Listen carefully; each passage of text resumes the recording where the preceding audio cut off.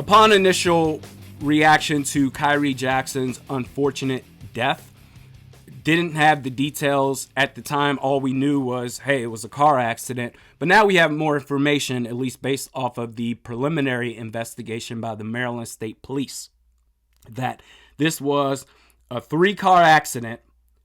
3 people lost their lives, including Khyree Jackson, in the same car, a maroon Dodge Charger. They were struck by a silver Infiniti Q50, where the driver of that Q50 was driving at a high rate of speed. Investigators also believe alcohol may have been a contributing circumstance in the crash. And that this happened shortly after 3:14 in the morning on northbound Route 4/Pennsylvania Avenue. Pennsylvania Avenue, coming from the DC side into Maryland. It's a 3-lane highway, straight shot.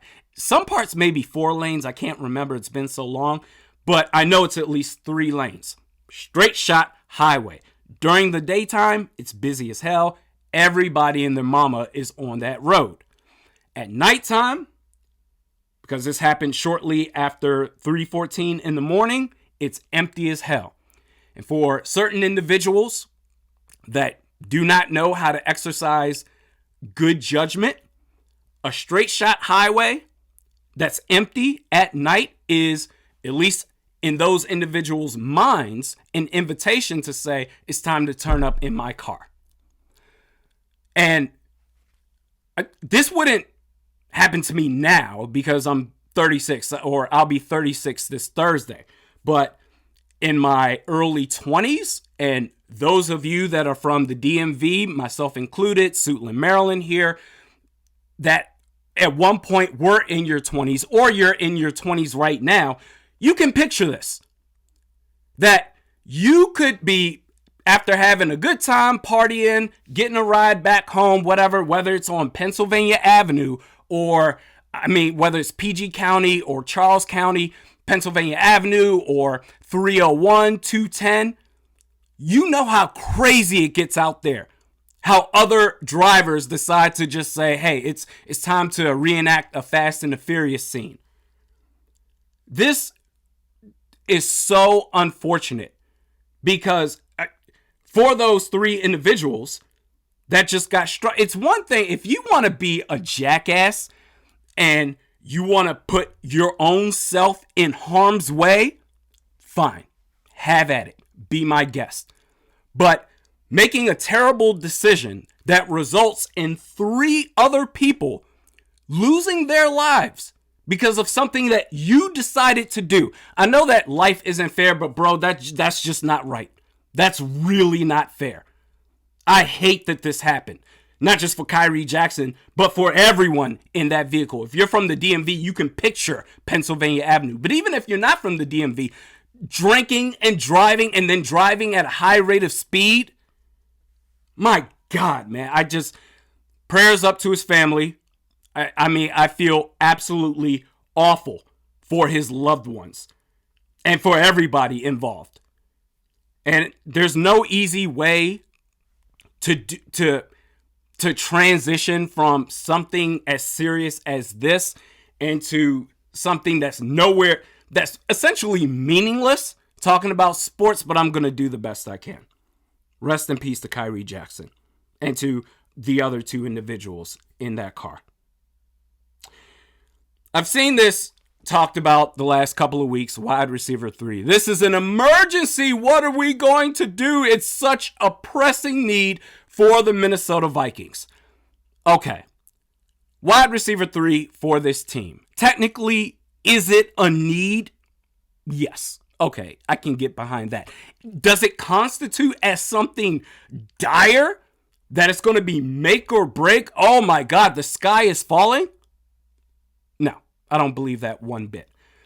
Brandon Powell is a more than capable wide receiver 3. In fact, I remember weeks ago, and I think this was, I'm pretty sure I covered this during the last live stream that I did, going over the observations and notes from one Alec Lewis of The Athletic, talking about what he saw from Vikings minicamp, that it wouldn't surprise him if Robert Tonyan were to be the third leading receiver on this team after Jefferson, after Addison, and with TJ Hockenson more likely than not going to start the year on the PUP list, which I do believe.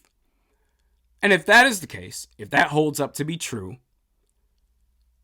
Brandon Powell or whoever the wide receiver 3 is going to be for this team is going to be the fourth option?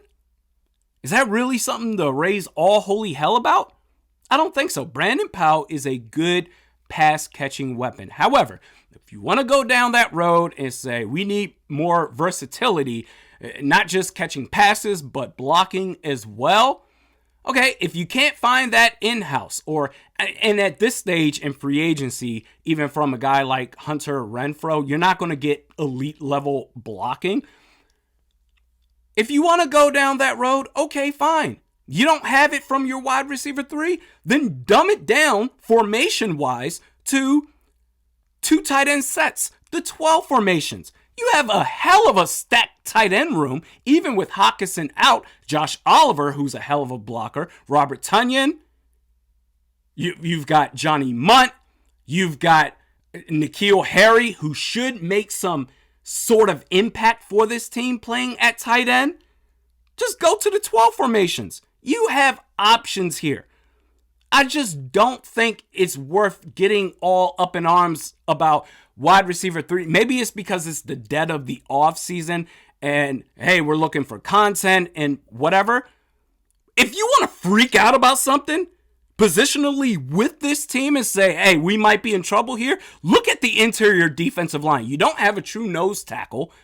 Your 2 DNs, more than likely, is going to be Jerry Tillery, who's the second coming of Dean Lowry, which isn't saying anything at all as far as what to expect from him.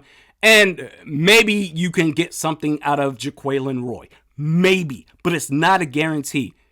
You're not going to have, not going to say not going to have, but it's not looking good that you're going to have any sort of pressure up front from your 3 down linemen in this 3-4 base defense. That the pressure, the blocking pressure that you're going to face from the opposing offensive line, I'm just guessing here, but I would expect that pressure to just immediately go to the second level.